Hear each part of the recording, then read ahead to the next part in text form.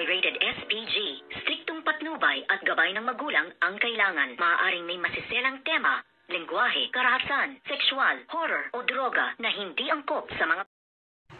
Good morning mga kachikas and welcome sa aking munting channel. Kinausap na nga ng tuluyan ng ating bidang si Princess, itong ngang si Xavier, upang pagsabihan nga ito, natandaan nga daw ni Xavier na mahal siya ni Princess at hindi niya nga makakalimutan ang bawat ngiti at saya na binigay sa kanya ng kanyang minamahal na itong ngang si Xavier. At dito naman ay takang-taka itong ngang si Xavier kung bakit ganun nga ang mga salitang lumalabas sa bibig nga nitong si Princess, dahil nga itong si Princess ay nagdesisyon na at sinunod nga niya ang kahilingan ng kanyang Mama Divina.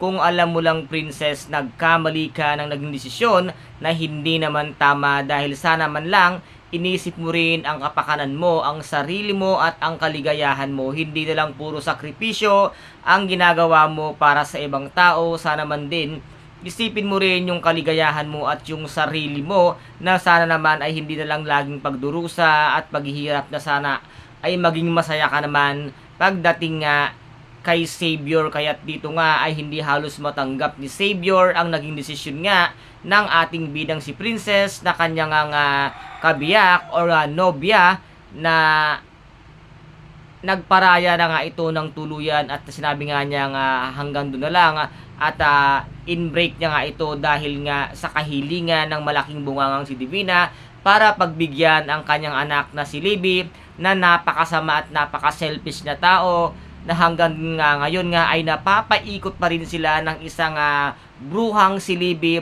At ito namang si Charlene ay agad-agad nga na nagtungo dito nga sa hospital, na kung saan nga ay nakakonfine ang kanyang inaakalang anak niya na si Libby, na napakasama ng ugali. At dito nga ay nagsalubong sila nito ngang si Raymond, at sinabi nga niya dito na baka daw pati si Raymond ay pagbawalan siyang dalawin itong ngang si Libby, katulad nga ng sinasabi nitong si Divina at ni Libby na pinagbabawalan siyang makita, dahil alam nga ng dalawa kung ano ang katotohanang sitwasyon or sa buhay nga nitong si Libby at itong si Charlene, na alam nilang wala ngang nananalaytay na kahit nakatitig na dugo sa mga ugat nitong si Libby na nanggaling nga kay Charlene. Ano kaya ngayon ang gagawin nitong si Xavier? Ngayon nga pinili na ng ating bidang si Princess na makipaghiwalay at pagbigyan ang kahilingan ng dalawang mag-inang bruha. Kaya guys, ito po ang ating pakaaabangan sa mga susunod na episode dito nga sa Prinsesa ng City Jail. Kung nagustuhan po ninyo ang aking videos for today, paki-subscribe na lamang po ng aking channel, paki-like and share para maging update kayo sa lahat ng gagawin kong videos. Maraming salamat po. Ingat, God bless, and bye-bye!